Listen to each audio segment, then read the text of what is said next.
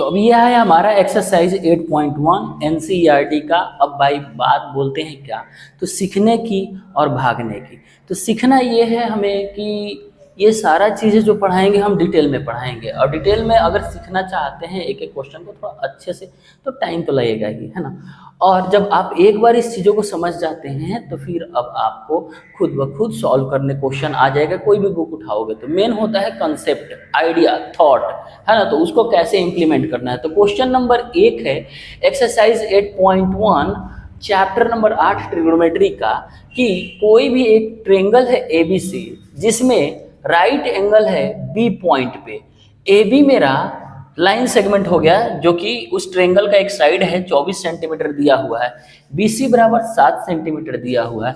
हमें डिटरमाइन करना है साइन A कॉस A, फिर साइन C और कॉस C। बहुत सारे बच्चे बोलेंगे क्या सर ये तो बहुत आसान है, तो और भी बहुत सारे तो बच्चे बोलेंगे ना कि सर ये टफ लगता है। तो सीखने सिखाने के जो काम है ना, मिक्स तरह के बच्चे हैं, है ना।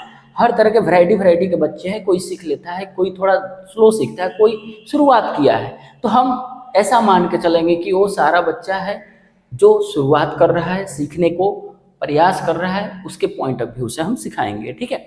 तो अगर जिन बच्चों को लग रहा है कि ये मुझसे बन जाएगा तो वो कॉपी पे बनाए और इसको क्या कर दे कि थोड़ा स्पीड बढ़ा ले, है ना, 1.5x कर ले, या फिर इसको थोड़ा सा फॉरवर्ड कर ले, ओके, ठीक है। तो चलिए हम इसको सॉल्व करते हैं। और सबसे पहले प्रॉब्लम को टैकल कैसे करेंगे, तो सबसे पहले हमें राइट एंगल ट्रायंगल बनाना है, क्योंकि राइट एंगल B पॉइंट पे है। तो हम देख लेते हैं यहाँ पे एक राइट एंगल ट्रायंगल बनाएंगे। क्या एक राइट एंगल ट्रायंगल बनेंगे। शायद यहाँ पे थोड़ा सा लाइट आ रहा होगा, तो हम हट के थोड़ा सा साइड से हट के यहाँ पे बना लेते हैं, है ना। ये मेरा क्या है, राइट एंगल ट्रायंगल है, ओके। और राइट एंगल है कहाँ भाई मेरे, राइट एंगल कहाँ पे है, तो B पे है। और यहाँ पे हमने दे दिया क्या, बाकी जब राइट एंगल B पे हो गया तो बाकी A और C को कहीं पे भी रख सकते हो। A यहाँ पे भी रख सकते हैं, C यहाँ पे भी रख सकते हैं, फिर A यहाँ पे भी रख सकते हैं, C यहाँ पे भी रख सकते हैं, कोई दिक्कत नहीं है। अब मेरा क्या है, AB मेरा दिया है 24 सेंटीमीटर, तो मतलब ये वाला लेंथ दे दिया है 24 सेंटीमीटर, तो लिख लो 24 सेंटीमीटर इसने दे रखा है। फिर BC दिया है मेरा 7 सेंटीमीटर, ठीक है, मैंने BC लिख दिया, 7 सेंटीमीटर दिया है, ओके। अब मुझे ये नहीं पता है कि ये हाइपोटेनस मुझे पता नहीं है, तो मैंने देख रखा है कि भाई हाइपोटेनस का फॉर्मूला दे रखा है कि h स्क्वायर बराबर क्या होता है, तो P square plus B square, ठीक है। तो यहाँ पे मेरा क्या हो जाएगा, P स्क्वायर मेरा ये परपेंडिकुलर है। अगर हम एंगल मुझे निकालना है साइन A, मतलब कि एक साइन रेशियो निकालना है एंगल A के संक्षेप में, एंगल A से रिलेटेड साइन A, तो यहाँ पे हमारा ये A हो जाएगा, सॉरी A नहीं, A तो ये हो जाएगा, ये A हो जाएगा। तो जब अब अगर हम ये एंगल लेते हैं तो बेस मेरा ये हो जाएगा, अगर ये एंगल लेते हैं तो बेस मेरा कौन सा हो जाएगा, ये हो जाएगा, तो ये मेरा B हो जाएगा एंगल A के लिए। और इस एंगल के सामने वाला साइड मेरा हो जाएगा कितना भाई, तो ये मेरा हो जाएगा परपेंडिकुलर। क्या हो जाएगा ये, परपेंडिकुलर। तो परपेंडिकुलर मतलब 7 का स्क्वायर प्लस बेस का स्क्वायर मतलब 24 का स्क्वायर। अब यहाँ पे ये हो जाएगा 49 प्लस ये हो जाएगा 576 मतलब 576। अब ऐड करेंगे तो 9 6 15, 7 4 11 1 12, 5 1 6, 625 आ गया।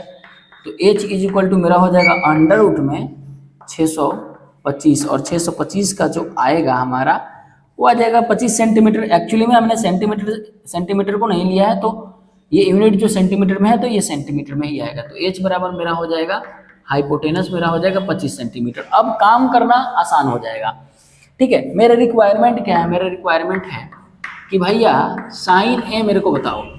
तो मैंने बोला था साइन A, अरे ट्रिक भी मैंने बोला था, ठीक है। तो साइन A बराबर हो जाएगा P/H मतलब परपेंडिकुलर बटा हाइपोटेनस। अब आप ही बताओ एंगल A के लिए परपेंडिकुलर कौन है, तो सर 7 सेंटीमीटर है, तो 7 सेंटीमीटर लिखो ना भाई, कोई दिक्कत नहीं है। और चूंकि ये रेशियो है तो देखना ना यूनिट हट जाएगा, अपने आप कट जाएगा।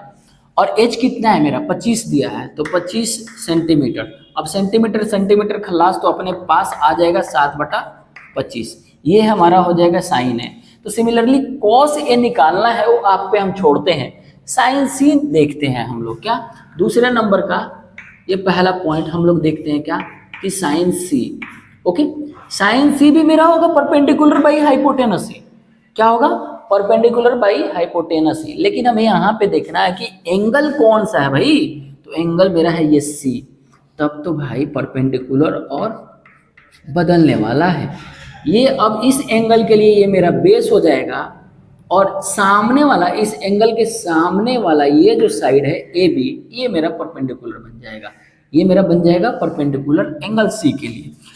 तो P बाई एच ही रहेगा, लेकिन इस समय P जो मेरा बनेगा वो ए बी बनेगा। क्या बनेगा? A B. और हाइपोटेनस तो भाई ए सी ही रहेगा। तो ए बी बराबर मेरा कितना हो गया? तो 24 सेंटीमीटर। वैसे सेंटीमीटर सेंटीमीटर कटने वाला है, फिर भी एक थोड़ा सा तरीके से लिखेंगे सही रहेगा। और हाइपोटेनस मेरा है 25 सेंटीमीटर। ये कट गया, मेरे पास आ गया 24/25। तो साइन सी जो आया मेरा वो आया 24/25, और साइन ए जो मेरा आया 7/25। आई होप कि ये बातें आपको समझ में आई होगी।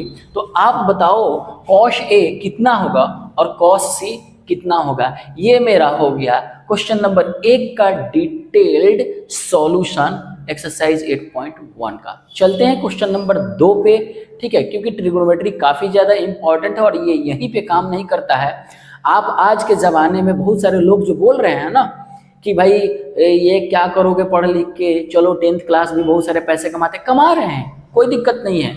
लेकिन ये बुराई कर दो कि मैथ्स पढ़ना खराब है या साइंस पढ़ना सही नहीं है या बीएससी एमएससी या बीटेक एमटेक या कुछ भी करना ये उतना सही नहीं है, तुम बस कमाने में लग जाओ, तो ये भी गलत है।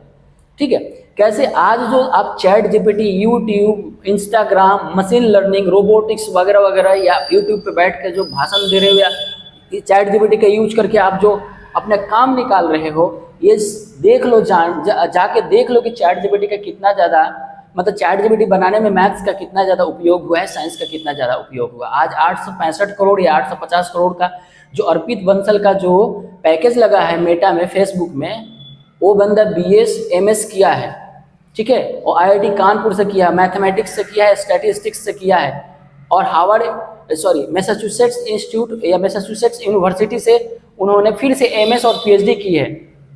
और 01 करके एक होता है जैसे कि लॉजिकल रीजनिंग, जो चैट जीपीटी आप कुछ भी पूछते हैं और वो बता देता है कि ऐसा क्यों हो रहा है और क्यों, कैसे, क्या, जो आप लॉजिक पूछते हैं और वो लॉजिक बताता है।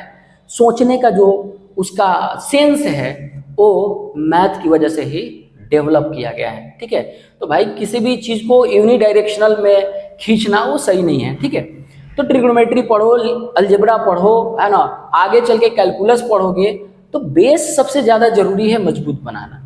10th क्लास हमारा बेस है ना, कहीं पे भी हम ऐसे से चलते हैं ना भाई, छलांग थोड़ी मारते हैं, हमारा क्लास बनाया गया है, क्लास वही चलते हैं। अगर तुम एक ही साल में 90-10 सब पढ़ लेते तो पढ़ लो, अच्छी बात है।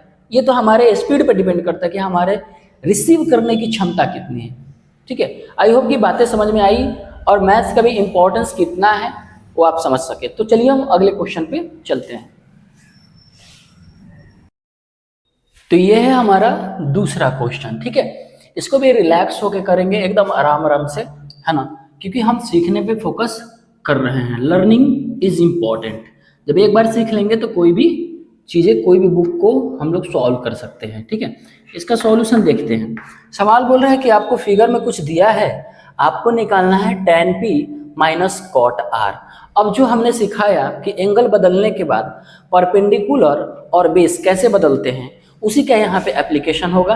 और आइए देखते हैं, 12 सेंटीमीटर दिया और 13 सेंटीमीटर दिया है, तो ये कितना होगा यार? हर बार hypotenuse square is equal to perpendicular square plus base square, मतलब पाइथागोरस फार्मूला का उपयोग आ ही जा रहा है। तो देखो, अगर हम ले रहे हैं थोड़ी देर के लिए, कुछ भी ले लो, कुछ भी, ये तो हाइपोटेनस फिक्स होगा, बाकी परपेंडिकुलर और बेस चेंज होते रहेंगे। ठीक है, तो हमने ले लिया, हर बार अपन फार्मूला लिख ले रहे हैं ताकि जो बच्चे याद नहीं करते होंगे उनको याद हो जाए। एच स्क्वायर अपन को दिया है, कितना दिया है? 13 सेंटीमीटर स्क्वायर, तो सॉरी 13 सेंटीमीटर दिया है, तो हम 13 का स्क्वायर लिख देते हैं, सेंटीमीटर वो बाद में आ जाएगा। ठीक है, परपेंडिकुलर स्क्वायर, तो परपेंडिकुलर यहाँ पे 12 को मान लो, तो 12 हमारा हो गया, है ना, और ये 12 के स्क्वायर हो जाएगा। और बेस स्क्वायर, तो अपन को बेस निकालना है। ठीक है, बेस ये मान के चलते हैं, बेस ये मान के चलते हैं ठीक है, चलेगा यहाँ पे। तो हमने बेस को निकालना है। 13 का स्क्वायर मेरा हो जाएगा 169 और 12 का स्क्वायर 144 होगा। जब इधर लेके जाओगे आप तो ये घट जाएगा और ये बेस का स्क्वायर हो जाएगा। अब आप लिख सकते हो इसको, ऐसे भी लिख सकते हैं हम लोग कि बेस का स्क्वायर बराबर 169 में से 144 जाएगा 25 हो जाएगा और ये b इज इक्वल टू मेरा हो जाएगा अंडर रूट में 25। ओके, तो b मेरा फाइनली आ गया 5। तो आप यहाँ पे लिख सकते हैं 5 सेंटीमीटर हमारा b आ गया। अब आप देखिए एक बार यहाँ पे गौर फरमाइएगा, हमें निकालना है क्या, tan p निकालना है। तो एंगल कौन सा लेंगे, ऑफ कोर्स एंगल p लेंगे। तो जब एंगल हम p लेंगे तो एंगल जब p लिए तो एंगल के साथ वाला ये साइड, बोलोगे सर ये तो है ना, ये हाइपोटेनस है, ये एडजेसेंट साइड हम इसको मानते हैं, इसको लेते हैं, ठीक है, ये एडजेसेंट साइड अपन लिए PQ। ओके, ये मेरा बेस हो जाएगा। इस एंगल P के लिए ये मेरा बेस और इसके सामने वाला जो साइड है 5 सेंटीमीटर ये परपेंडिकुलर। तो भाई देखो यहाँ पे tan P, पब मैंने बोला था, पब मतलब परपेंडिकुलर बटा बेस मैंने बोला था।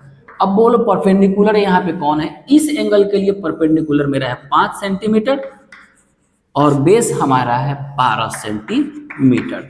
ये हो गया खत्म और मेरे पास tan P का वैल्यू आया 12। ओके, cot R लेते हैं हम लोग, क्या लेते हैं, cot R अब निकालना है हमारे पास। tan P तो अपन को आ गया, हमारे पास आ गया tan P। अब हमें लेना क्या है, cot R लेना है। तो अब इस बार एंगल हम लेंगे कौन सा, एंगल R को लेंगे। अब बोलो आप मुझे बताओ कि यहाँ पे बेस कौन सा हो जाएगा, तो ऑफ कोर्स 5 होगा और परपेंडिकुलर कौन हो जाएगा, 12 हो जाएगा। मतलब PQ मेरा परपेंडिकुलर होगा और बेस मेरा QR होगा इस एंगल के लिए। तो cot R क्या होता है, तो पब जो बोलते हैं ना, tan का उल्टा होता है बेस बटा परपेंडिकुलर।